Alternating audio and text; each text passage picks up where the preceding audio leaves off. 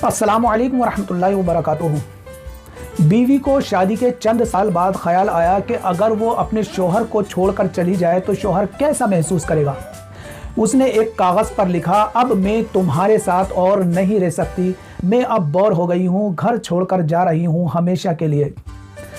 उस कागज़ को उसने मेज़ पर रखा और जब शोहर के आने का टाइम हुआ तो उसका रद्द अमल देखने के लिए छुप गई।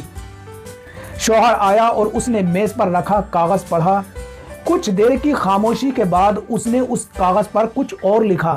फिर वो खुशी के मारे झूमने लगा। फिर उसने किसी को फ़ोन किया और कहा, आज मैं आज़ाद हो गया।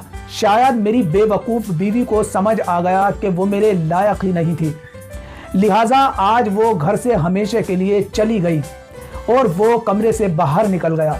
शौहर के जाने के बाद बीवी को बहुत दुख हुआ कि मैं इनसे इतना प्यार करती हूँ, इतना चाहती हूँ इनको, और ये मुझे इस कदर नापसंद करते हैं।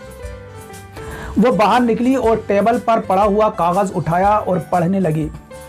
उस पर यह लिखा था कि मुझे खुद से ज़्यादा तुम पर यकीन है, इसलिए तुम मुझे कभी छोड़ कर नहीं जा सकती। मुझे पता है तुम यहीं कहीं हो। मेरी ज़िंदगी में खुशियाँ तेरे आने से हैं, आधी तुझे सताने से, आधी तुझे मनाने से हैं। दोस्तों, शौहर और बीवी एक दूसरे का साया होते हैं और साए के बिना इंसान तन्हा रह जाता है।